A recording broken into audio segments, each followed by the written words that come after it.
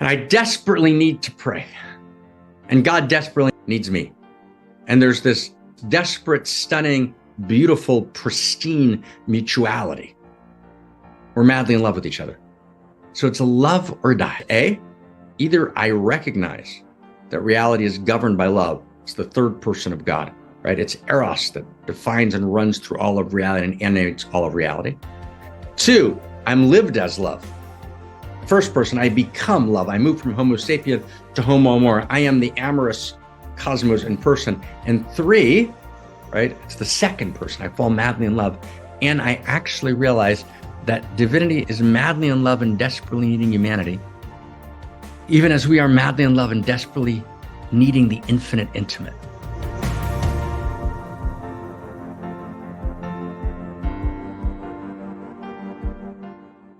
Corpus Hermeticum, the kind of the Hermetic tract that Marcello Ficinio translated in the Renaissance, which was at the center of the Florentine Platonic Academy. Cosimo de' Medici asked him to translate it.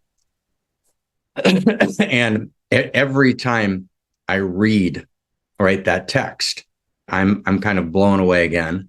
And I read it again, and again, and again. And then I kind of rewrite it to myself. And that's what I do with any text that's, genuinely a sacred text. I kind of read it again and again and again until I get a kind of vague sense of what's going on. And so I just want to invite everyone to kind of, let's get so crazy deep inside that we actually become the realization ourselves. What are we doing here? We want to become something. We want to be something. And in that being of something, we want to bring something down. And in that bringing something down, we want to change everything. That's about what we're up to here. Let's see if I can find our way. Why are we here? And there's something which is, I'm sure, in the chat box called Love or Die, which is an essay that I wrote at some point. Essentially what it says is that we're at this moment in culture where we have this choice, and this choice is love or die.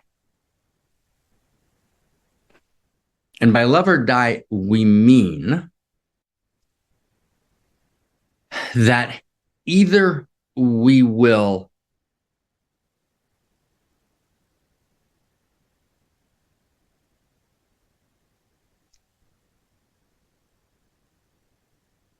become something new, right? We will actually incarnate in our bodies a new level of being, a new level of becoming. We'll actually become a new identity. And that identity will be what we've called Homo Amor, right? The fulfillment of Homo sapiens in Homo Amor. And Homo sapiens lives in the world, and it's a world created by a God who's outside of the world. And we try and be obedient. Or Homo sapien lives in the world and says there's no God force, and we're the product of blind evolutionary selection processes. And so we try and get through this life one way or the other, either by making up meaning and making ourselves feel good about it, knowing that it's not ultimately real, or by amassing power, various forms of pseudo-eros. We find our way through some way or another, which as much or as little dignity as we can. But those are versions of Homo sapiens. There's a contemporary Homo sapien who's a dogmatic religious fundamentalist who believes in a creator God that's outside of the world, which demands our obedience. And usually that creator God is madly in love with one particular group of people who are only supposed to actually ultimately love each other and convert everyone else one way or the other. Or we believe in we're a Homo sapien who doesn't believe in that old God, who correctly rejects that old God, but lives in a world that's denuded of a field of value, denuded of an experience or a knowing, a gnosis, right? A direct gnosis that value is real. And those are versions of Homo sapien. And what the Hermetic writers that the Renaissance picked up on were looking for, they were looking for something deeper. They didn't quite get there, but they were looking in the right direction. They were looking for a deeper understanding of the great questions. Who am I? Where are we? What's there to do? And we're at this moment in reality where if we don't answer those questions in a deeper way, in a way which actually integrates all knowledge, all gnosis, and weaves it together into a new whole, and articulates a new vision of what it means to be a human being, we'll die. So when we say love or die, what we mean is either we're going to become Homo Amor, we're going to fulfill, we're going to be in this evolutionary unfolding in which Homo sapien becomes Homo Amor, right? There's a birth of a new human and a new humanity. So it's not going to be a top-down anointed savior, king, or president, right? Or a dictator of this or that form, right? It's going to be an anointment of humanity, right? And it's not going to be that, one person says fight. It's that we all say fight, and we're all fighting the good fight, the great battle for transformation. And it's for transformation of realization of the true possible nature, right, of the possible human. The possible human will be born. And the possible human is lived as love. The possible human is lived as love, right? Kind of in our first station of consciousness, we fall in love. We fall in love with a religion. We fall in love with a person. We fall in love with a discipline, right? A body of gnosis, right? We fall in love with nature herself. We fall in love.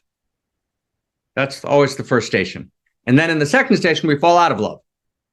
We realize that person or that religion or nature herself, right? The law of the jungle is more complex than we thought, right? The discipline is filled with overreaches, right? We can't actually stay in love. We separate. We feel the sense of alienation. We see the weaknesses, the holes, the overreaches, right? The intellectual dishonesty, the corruption, the deceptions. And we struggle. We engage in this power struggle. We engage in this trying to understand. So at the first station, we have full identification with the person we're in love with the reality we're in love with the religion we're in love with the body of knowledge we're in love with. Then we disidentify. That's station 2. I disidentify. I'm disidentified. I know I'm right, but we don't step out. We try and work it out. We try and understand. We try and liberate the sparks from the broken vessels. We struggle. We're alienated, but we don't turn our back. We step back. We come closer. We step back, but we don't turn away. We stay in the conversation. And if we deeply stay in, we actually get to this third station. And in this third station, we fall in love again. But we don't fall in love again in the old way. We fall in love in a way in which we are lived as love. We're lived as love. In other words, it's no longer the old kind of love, which is a secondhand emotion, as a song once said. It's not ordinary love. It's not love as a human construct to govern social relations, or it's not love as something that God loves us even though we're not worthy. No, it's not that. It's the realization that actually cosmos is Eros, that I participate in the field of cosmos, that the Eros of cosmos moves through me, that the universe is actually not empty, but it is empty of anything that's not ultimately full, that the universe is actually an alive and awake field of Eros value. The universe is a field of allurement. That's its nature. Everything is held together in every second. And if the allurement, if the erotic attraction, if the aliveness and goodness of reality, if the truth moving to create new coherences, and the beauty moving to display new allurements, but in the goodness moving towards deeper contact and greater wholeness, if that disappears for 1 second, the universe disappears. And in every second, there is allurement, there is eros, right? Pouring through all of the physical structures of reality. Reality is at its core chemistry. Cosmos is chemistry. That's what cosmos is. Cosmos is, right, functionally and literally chemistry.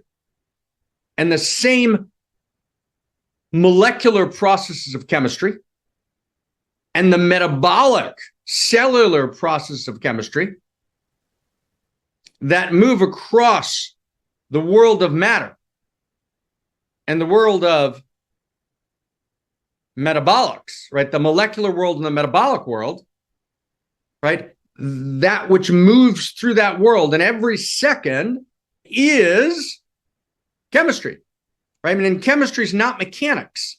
There's a dimension of chemistry that's mechanical, right? Meaning it's structure, it's process, right? Then there's intricate physicality, right? There's an intricate process of constructing from different parts larger wholes. That's true. And those are the laws of science, and the law must be obeyed. But the laws of science are chemistry, and there's chemistry between us. Said the proton and neutron to the electron. There's chemistry between us, said the electrons that actually power the process of photosynthesis and oxidation and they kind of create the currency of energy that actually powers mitochondria through the electron transport system. There's an actual, if you want to actually get what's happening in cosmos, cosmos is at its nature lived as love. Does that make sense? Try and get this for a second. Imagine for a second, I'm going to try and understand this so we really get what reality is and what this station 3 is where I'm lived as love and why this movement from Homo sapien to Homo Amor, where I actually realize I'm lived as love. I actually embody that realization and then I'm alive. If I don't realize that, if we actually remain Homo sapiens, right, locked in the polarization we're locked in the win-lose metrics that we're locked in, generating the fragile systems that we're generating, we actually will self-destruct and quite soon. And I've talked about existential risk in such depth so many times, I'm not going to recapitulate the vectors of existential risk now, only to say, just for example, Mr. Vance, I believe, right, who's an American vice president, right, possibly future president, said at the recent Paris conference, right, he said, all bets are off, right? We are going full steam, right? Full steam artificial intelligence, right? All the way, even though we don't quite know how it works, but we're going all the way. It's not about safety. This is about possibility. And we're gonna make this happen. Now, of course, this is after, right, in the past 2.5 years, right, that which I've known for 15 years, but in that past 2.5 years, right, it's broken into the mainstream. I would say 50% of the significant figures in artificial intelligence today at the leading edge, right, have one or two opinions. Either artificial intelligence will lead to the death of our humanity, right? And it's what we recognize to be a human being will be undermined in such a fundamental way that we won't be human in the way we understand it anymore. Or the death, right? Artificial intelligence will lead to the death of humanity. Humanity will become, right, rapidly irrelevant, right? We're moving quite fast. I'd say artificial general intelligence is about a decade away.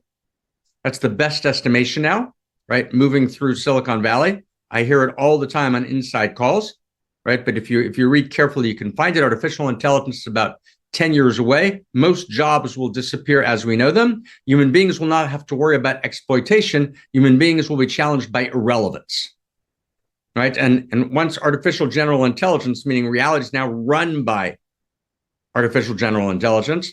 So the possibility of extincting humans through multiple scenarios that have been described at great length. You can read, for example, a book called Superintelligence by Nick Bostrom in 2016, right? Become fully possible. But no one's thinking about that, right? Actually, the race to the bottom, the drive for immediate profit, a very tiny group of people controlling the artificial intelligence conversation, right? The people who were kind of serious thinkers trying to kind of create guardrails for artificial intelligence, for example, an OpenAI got thrown off the board about 18 months ago, and it's full speed. There's no essential difference in Elon Musk and Sam Altman. whatever their personal grievances are. There's a full speed ahead in China, in the United States, and in multiple other countries, but China and the United States are at the center of it, full on race for artificial general intelligence, come what may, because we don't have a shared ground of value and a shared story of value that we live inside of. We don't have a vision of personhood. We don't believe that value is actually real. We don't know what actually being a human being is. So it's not that computers are getting more human, it's humans are becoming more machine-like. They're like, wow. So we need to actually reclaim what it means to be a human being and then up-level it and evolve it. Because evolution is the evolution of culture and consciousness, which is the evolution of love, which is the evolution of our understanding and our relationship to the nature of Eros and the nature of love. And that understanding ultimately yields something very simple, right?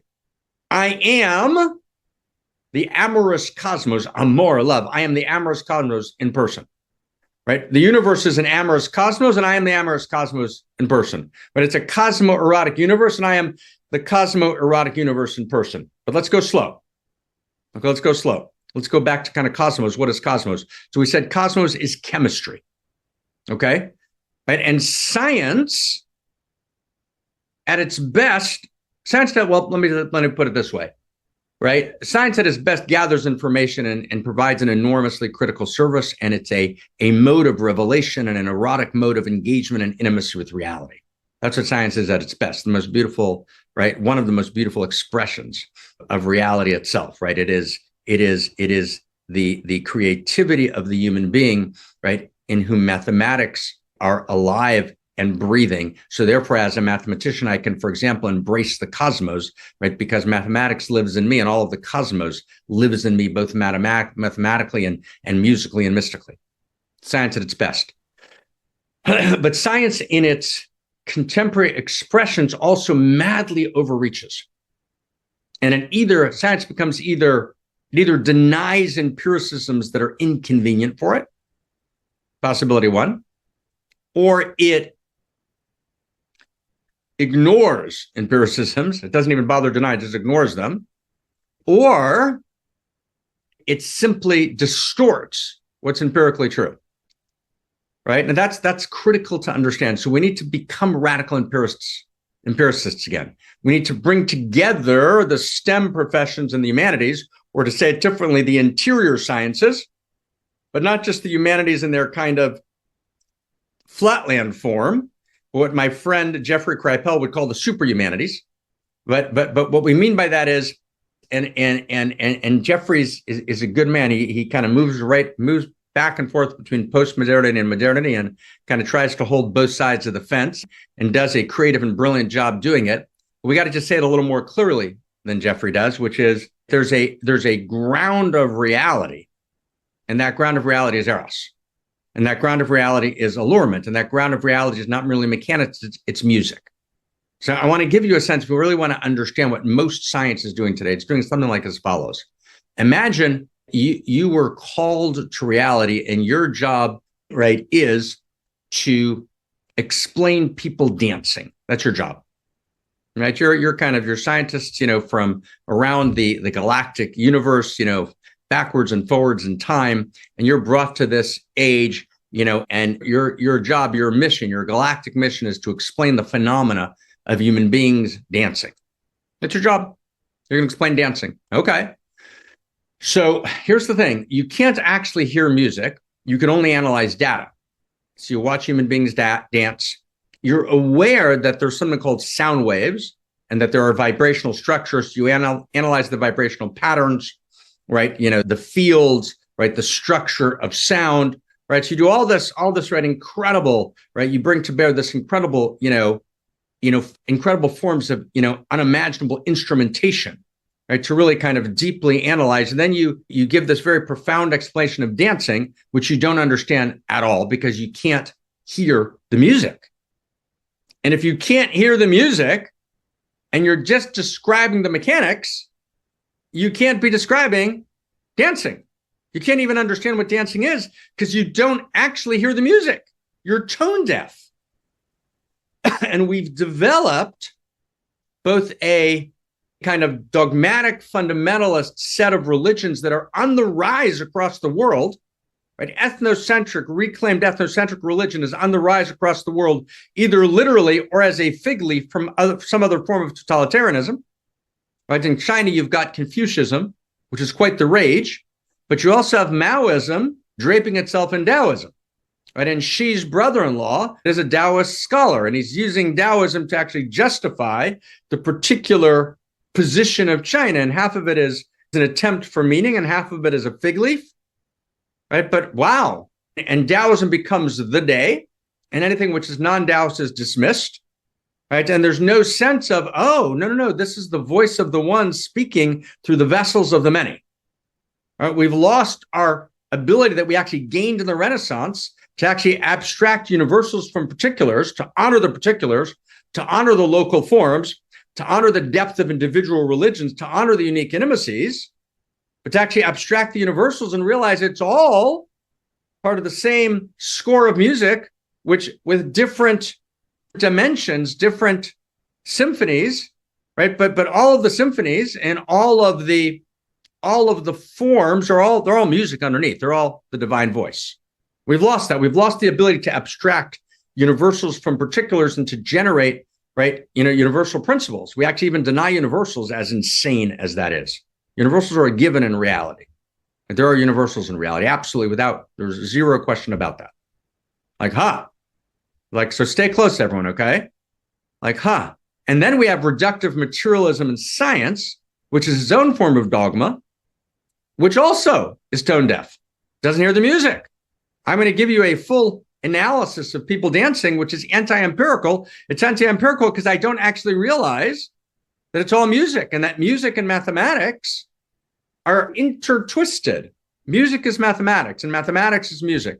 And all of reality is animated by music from actually literally the primordial dimensions of reality are described in the scientific literature of having this, this kind of gong of music moving through cosmos, quite literally.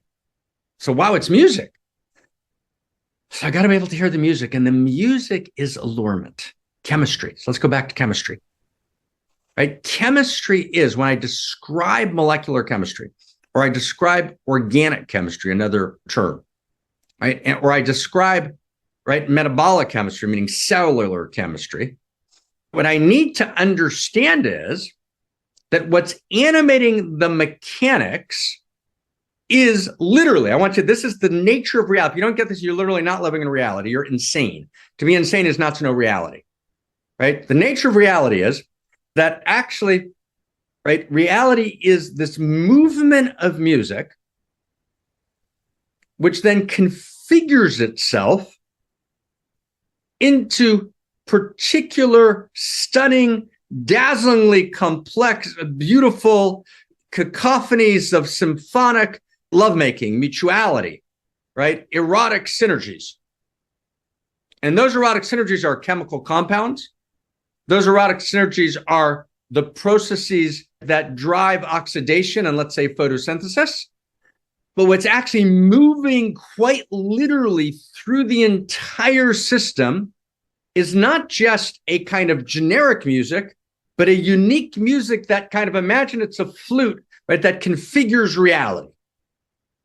Right? It's a music of the sirens, but it's not the sirens that seek to dash you against the rocks, right, and split you apart and rend you asunder. It's rather the sirens of reality that actually cohere reality into ever deeper contact and ever greater stunning, right, radically amazing wholeness of ever new emergent forms and ever new depth and ever new capacity, right, for perception and for care and for concern and for mutuality and for perception, right, and for function. That's what reality is. And literally, you can get, like, when I pick up this cup, okay, right, my actual experience, if I can just share with you for a second with permission, when I pick up this cup, which I should drink, no, I won't drink a little bit of, right? So this is a cup. It looks like an object. This cup looks like a nice object, right? But it's not an object. It's not an object.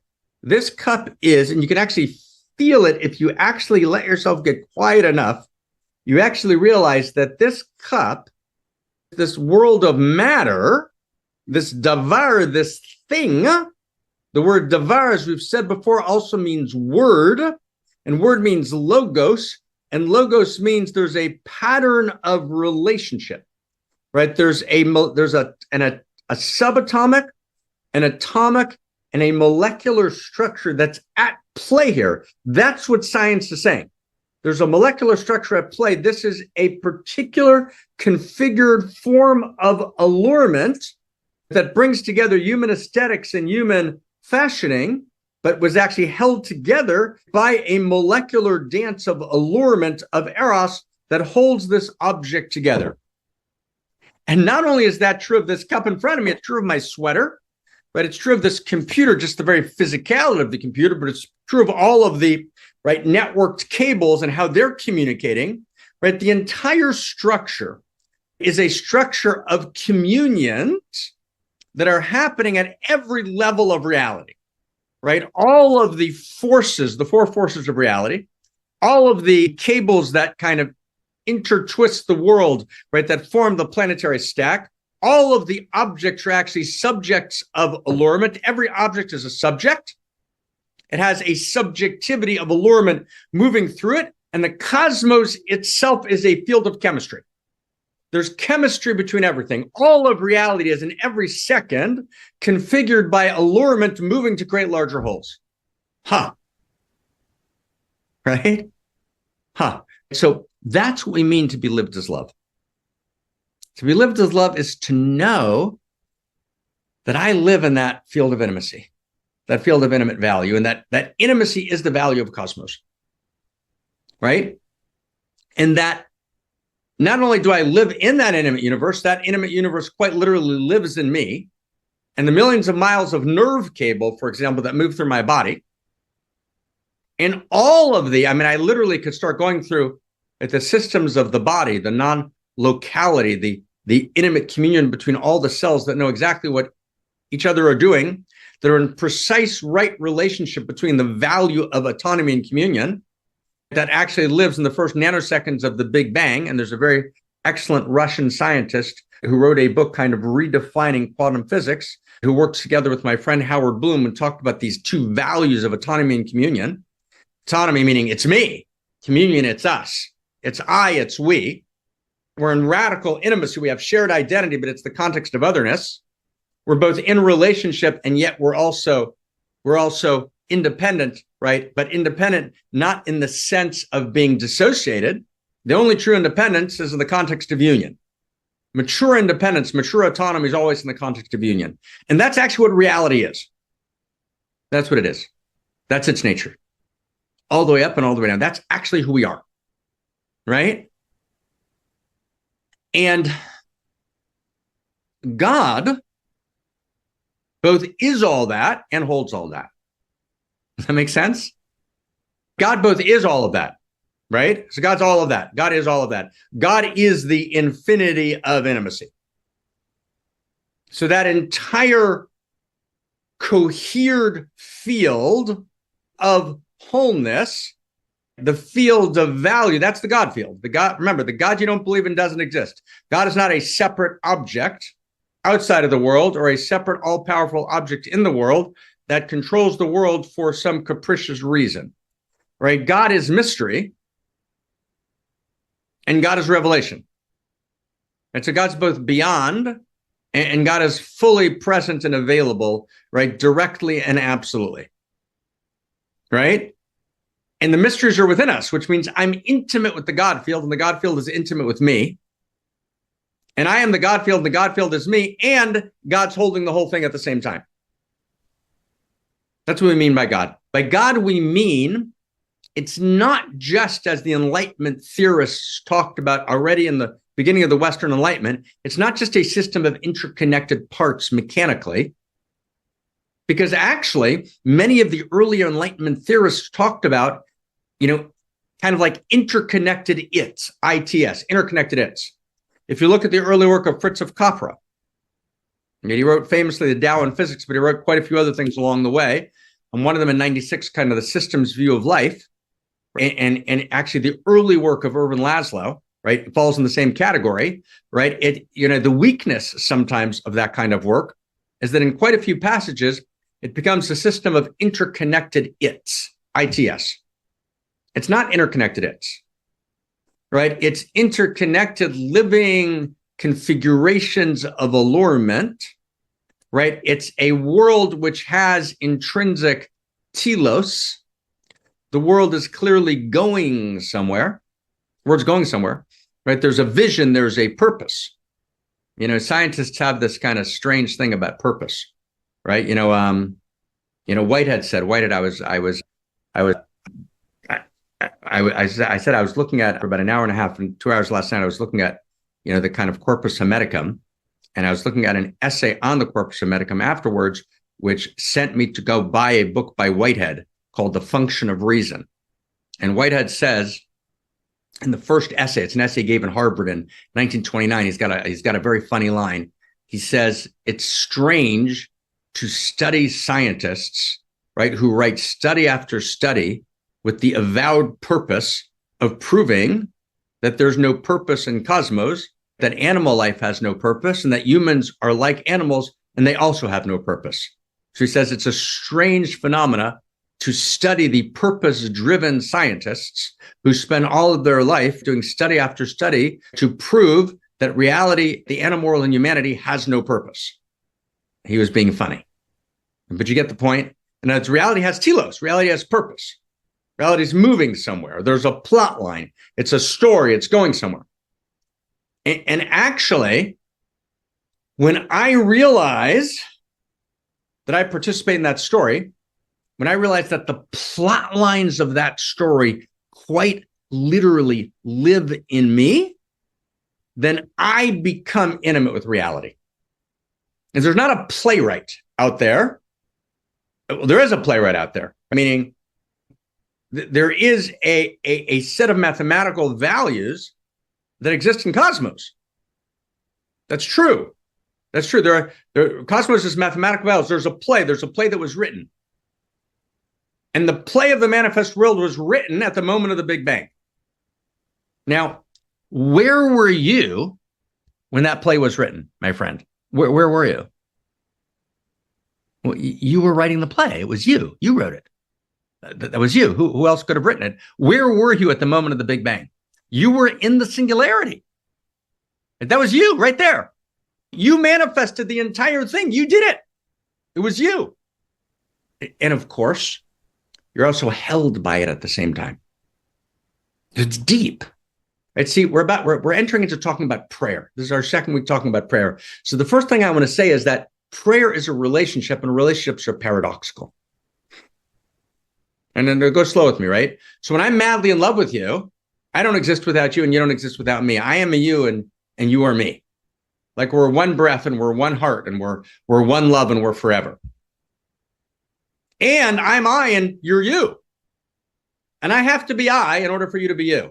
And if I'm only I because you are you, and you're only you because I am I, then you're not you, and I'm not I. Does everyone get that? That's autonomy and communion. I have to be me. And me is not we. But also, there is no me independent of we.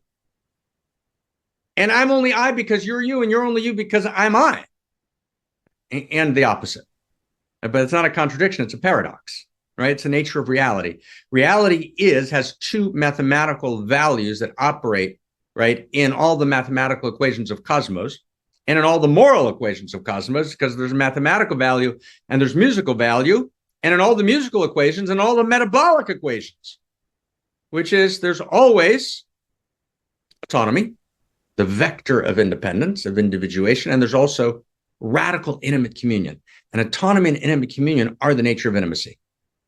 It's not that there's, right, intimacy is not refuse. Intimacy is the exact dance between autonomy and communion. So on the one hand, I'm independent of you.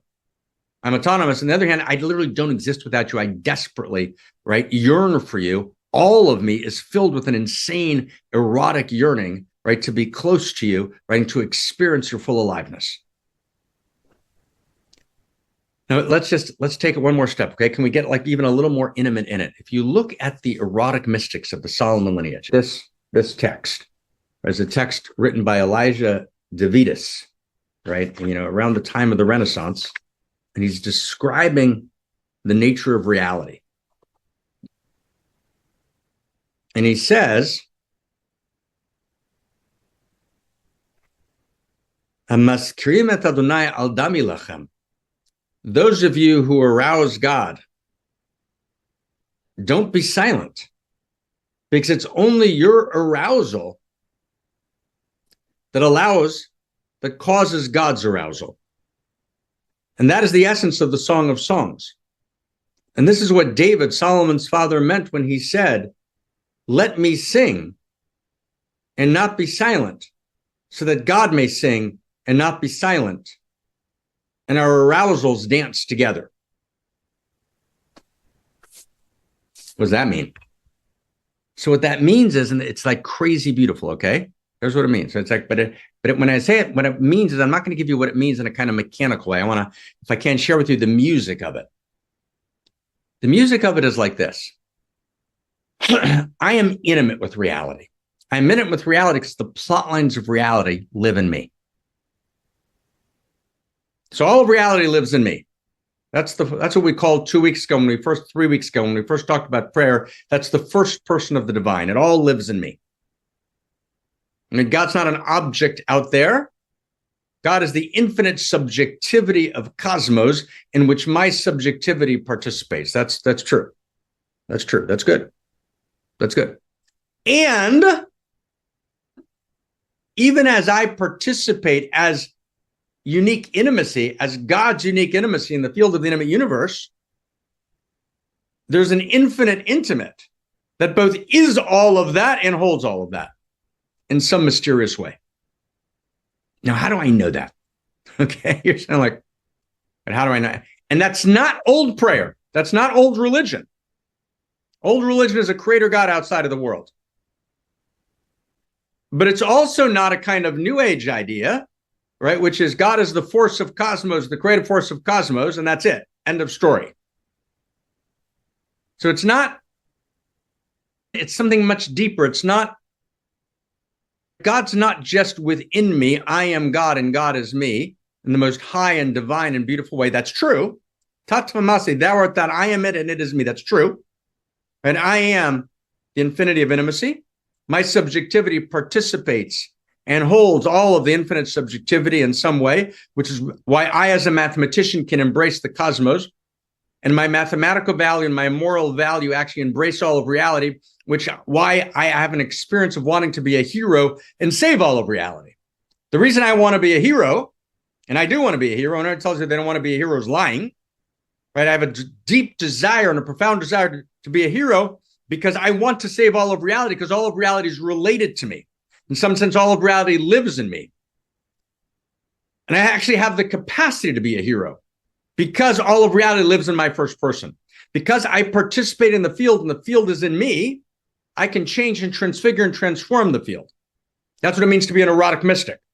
Is to know I live in the field lives in me, and I can transform and I can move and change the field. That's called tikkun. That's called the fixing. That's first person. It's also true that the force, the intimate creative force of intimacy that moves through cosmos, that's third person. That's also the divine. That's the third person force moving through cosmos. That's also true. But there's also something else. Stay close, friends. There's also second person. And this is where we talked about 3 weeks ago. And 3 weeks ago. And second person means, and I'm going to have to stop here, but it means we need each other and we're madly in love with each other. And we need each other erotically.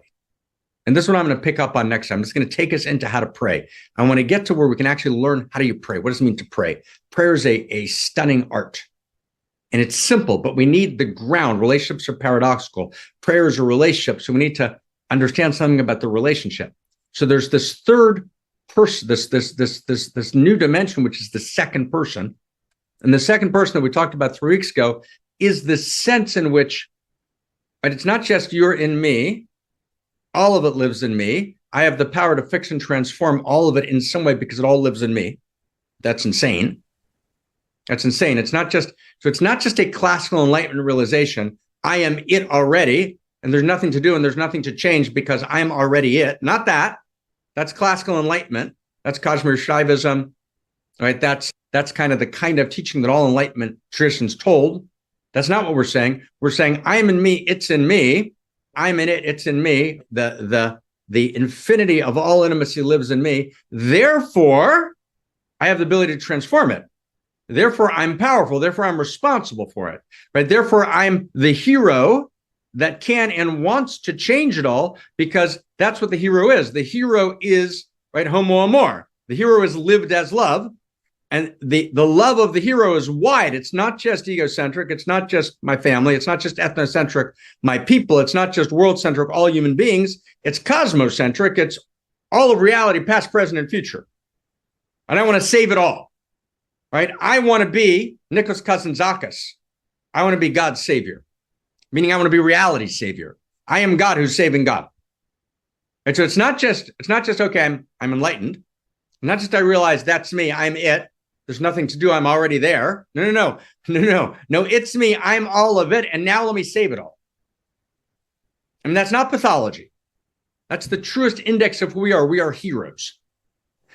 And then I actually realized I can actually be a hero. I can actually change it all. I can actually transform it all by a transformation that takes place inside of me. When I transform some dimension of my ethos, and of my quality, then the quality of the whole changes. So that's first person. Third person, creative force of cosmos. But all the forces of energy, all the forces interior and exterior moving through. But then there's this other piece, that's second person. And second person means I'm in mad erotic relationship with reality, right? I feel the chemistry. Not only does the chemistry move through me, not only am I held by chemistry and all of the chemistry of the all is in me, but I'm also in chemistry with reality, right? So to love or die means, now we're going back to the beginning. What does it mean to love or die? Not just I'm lived as love, but I fall in love with, right? So at station 3, when I fall in love again, I'm not just lived as love, right? First person, I fall in love with reality again. I fall in love with the divine. I say, oh my God, Christ, I am madly in love with you. Rama and Sita, we're madly in love. Krishna and Radha, we're madly in love. Shrinto and Kuchabricha, we're madly in love. The upper waters and the lower waters, we're madly in love. We fall madly in love with the divine, and the divine falls madly in love with us. There's a radical, erotic, trembling, throbbing, pulsing relationship. We're madly in love with each other. And like all great beloveds, we need each other. We need each other. We need each other. And there's a way in which the human being needs God. And that's prayer. Prayer affirms the dignity of personal need. There's a way where I turn to God in radical need and I say, God, fuck, help me. I can't do it myself. And I pray specifically and uniquely for particular dimensions of my life and particular people in my life. Prayer affirms the dignity of personal need. And I ask for everything. And there's a way in which God prays. There's divine prayer. There's when God prays, where God needs me. God needs something from me, which only I can give God. That's what it means to be a unique self. To be a unique self means that there's something that I have to give to the divine that she needs, but she doesn't need it theoretically. It's not, does everyone get that? I'm sorry for moving around the camera. It's not meta-theoretical. No, there's this desperate, burning, right, erotic, right, madly focused, right, unimaginably trembling, tremoring need that divinity quite literally has for me, uniquely, personally, specifically, my name. God's desperate for me. God's desperate for me. So prayer is complex. I turn to God, and God receives my desperation. And I pray, and prayers are answered. Prayers are real, and prayers are answered. The answer is not always yes. But prayers are answered, and prayers are heard. And we're going to talk about what that means. And I mean it in a precisely not old Catholic Church way. Prayer is much deeper. We have to evolve prayer, right? We have to evolve evolutionary prayer. But prayer is real. Prayer is absolutely heard. I stake my life on that. I pray. The God face, the personhood of reality, hears my specific and personal prayer. That's what we're going to talk about next week, what that means. Not as a fundamentalist idea, but as a structure of cosmos itself, that once you realize it, it's self-evident and obvious, as clear as I'm breathing. And I desperately need to pray. And God desperately needs me. And there's this desperate, stunning, beautiful, pristine mutuality. We're madly in love with each other. So it's a love or die. A, love or die means as follows. A, either I recognize that reality is governed by love. It's the third person of God, right? It's Eros that defines and runs through all of reality and animates all of reality. 2, I'm lived as love. First person, I become love. I move from Homo sapien to Homo Amor. I am the Amorous Cosmos in person. And 3, right? It's the second person. I fall madly in love. And I actually realize that divinity is madly in love and desperately needing humanity, even as we are madly in love and desperately needing the infinite intimate. God's name is the infinite intimate. She needs us. We need her. That's the beginning of the fragrance, right, of the conversation that we're about to have next week on prayer.